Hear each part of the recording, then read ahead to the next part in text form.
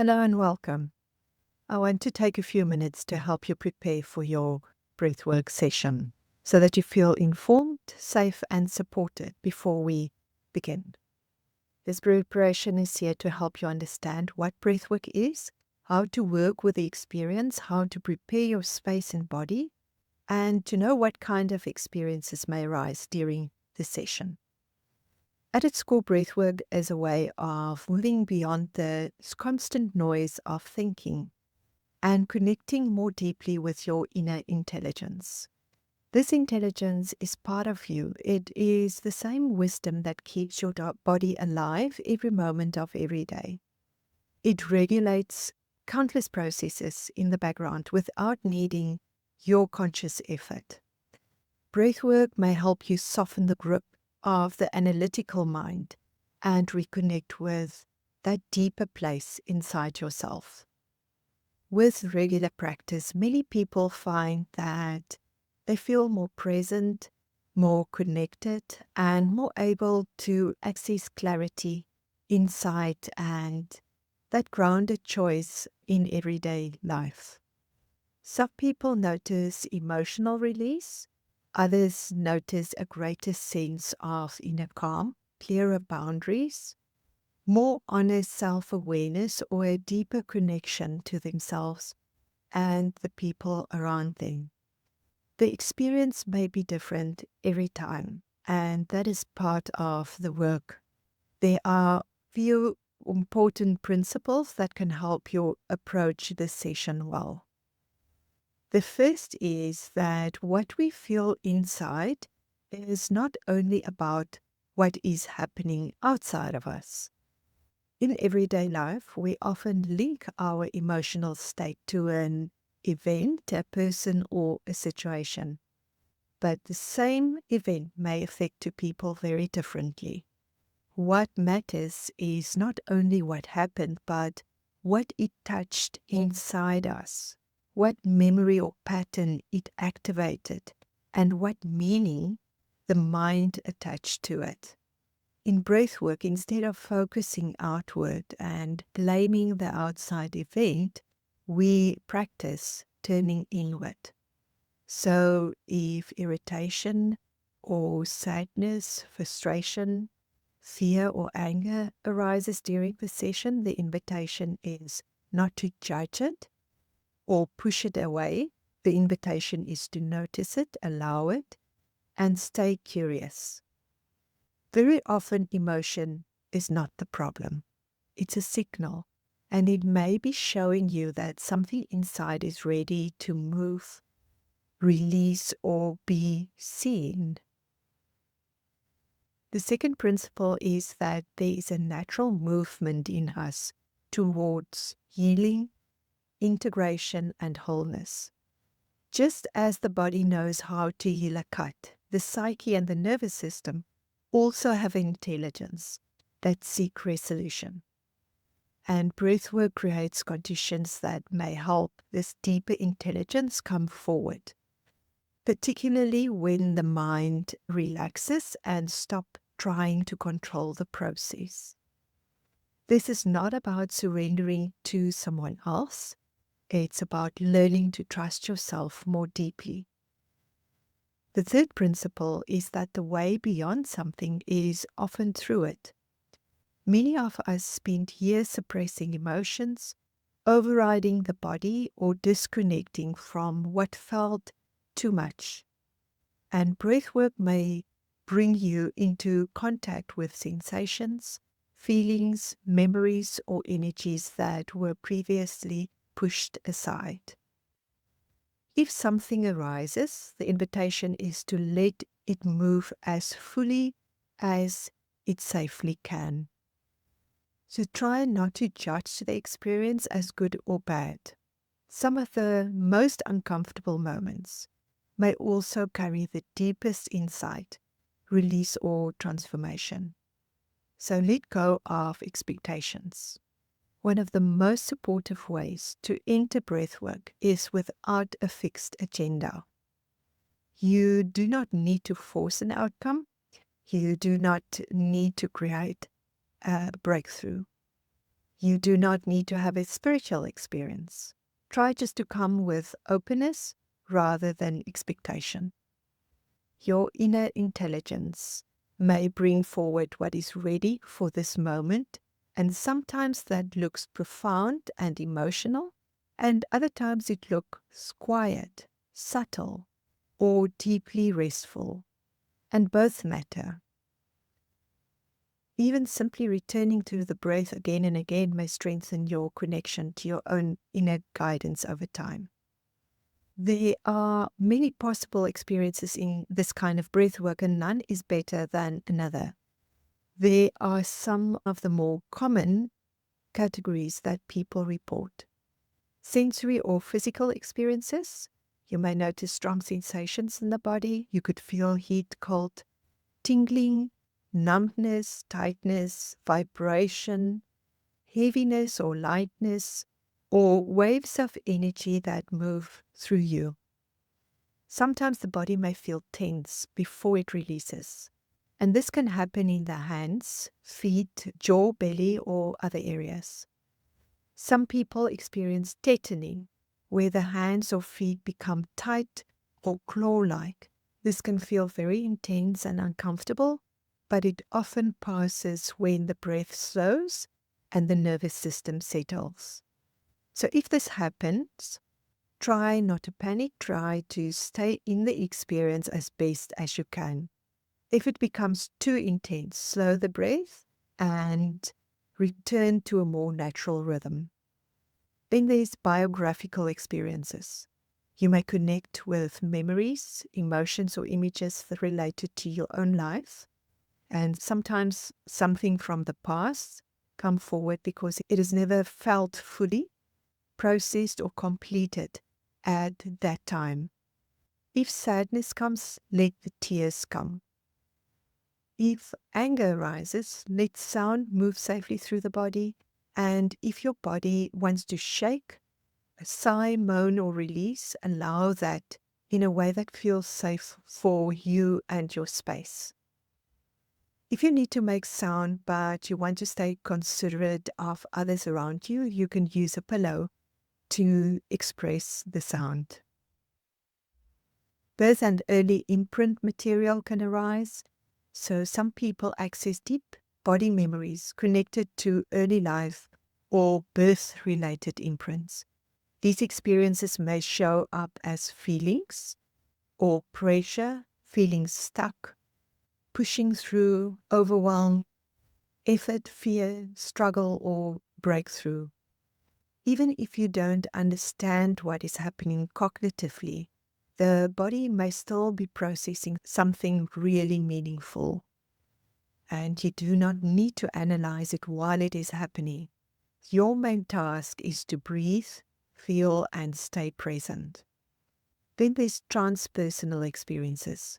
Some experiences may feel larger than your personal story. You may feel connected to something beyond yourself, connected to life more deeply, or receive insight that feels intuitive, symbolic, or spiritual in nature. Some people describe a sense of spaciousness, unity, inner knowing, or a different perspective that has been troubling them. Then there's the deep rest or yogi sleep state. You may enter a deeply restful state that looks like sleep from the outside, but internally feels peaceful, aware, and timeless. And this can be a very profound experience. Stillness is not lesser than intensity. Music is a very important part of this type of breathwork journey. It helps support the emotional and energetic arc of the session, and it may assist you in dropping deeper into the experience. Different tracks may stir different emotions, memories, sensations, or states of awareness. At times, a piece of music may trigger irritation, resistance, grief, tenderness, or joy. If that happens, see if you can stay with what is arising inside you rather than focusing only on the music itself. That is really a doorway into a deeper process. Again, the invitation is to take it inward. Then there are two common fears that many people have before breathwork. The first is the fear of that too much may happen. In most cases, your system tends to bring forward only what is ready to be processed. Even so, safety comes first. If at any point you feel overwhelmed or unsafe, please let me know through the online chat, or slow down the breath down to a normal rhythm, and this usually reduces the intensity fairly quickly. The second fear is that what if nothing happens? Sometimes participants worry that they are doing it wrong if they are not having a dramatic experience. But not every session is intense. If your mind is still noisy after a few minutes and you feel frustrated that nothing seems to be happening, then work with that frustration. Whatever that internal trigger or sensation is, let yourself feel that deeply. Breathe into it and allow it to become more honest and more fully felt. Very often, the doorway into the process is through whatever is actually there. Sound can also help. A sigh, just a hum or a groan or a voiced exhale may support the body to letting go and dropping deeper.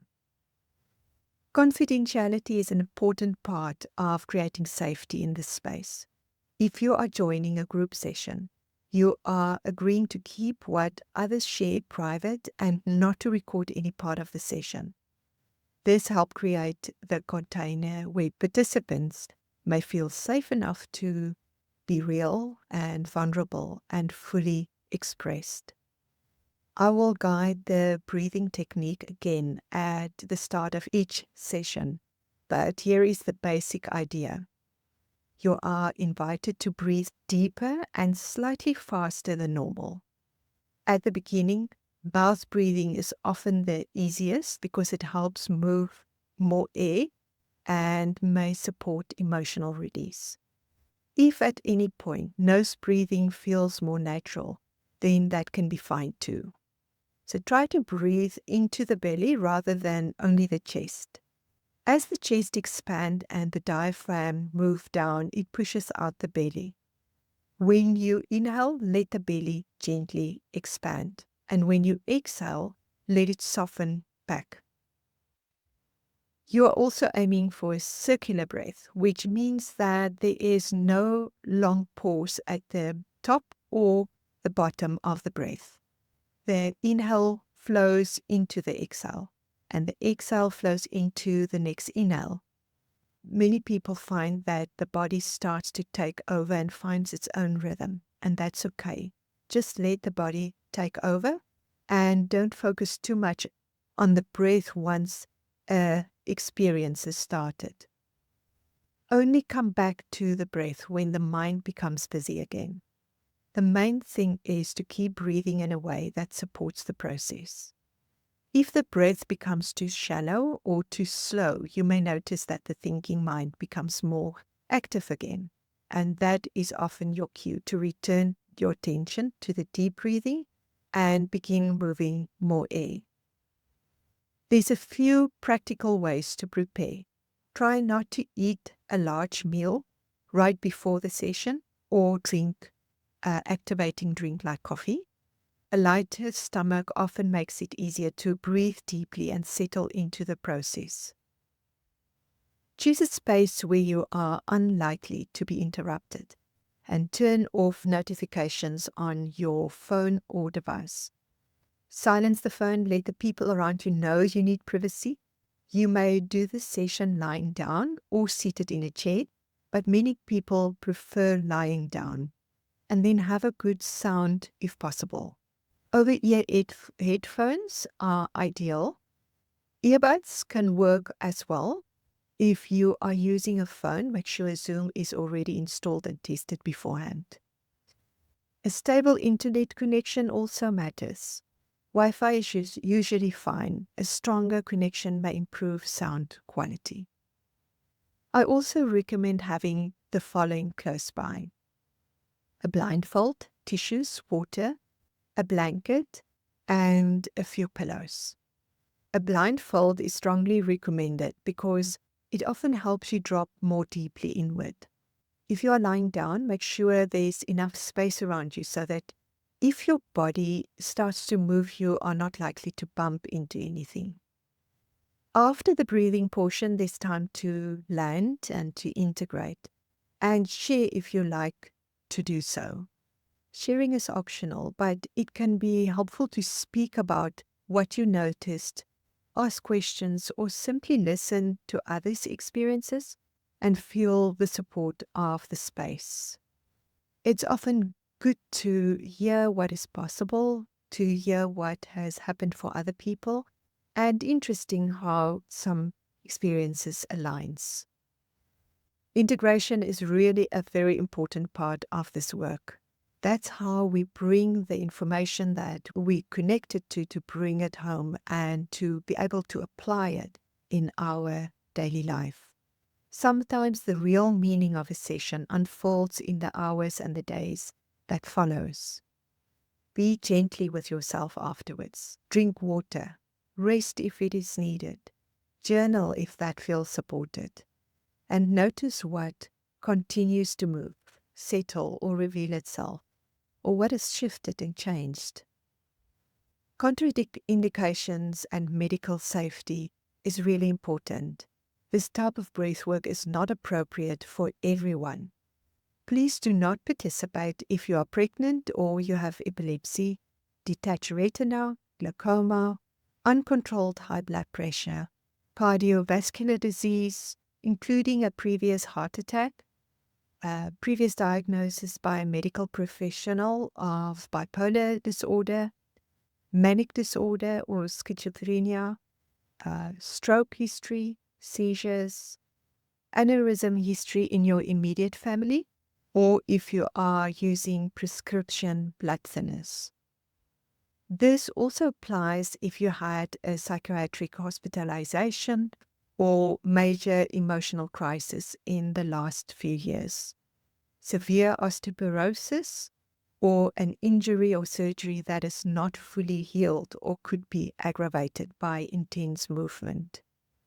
If you have asthma, you may still participate, but please keep your inhaler within reach. If you are uncertain about whether this practice is appropriate for you, it is best to check with your healthcare provider before joining.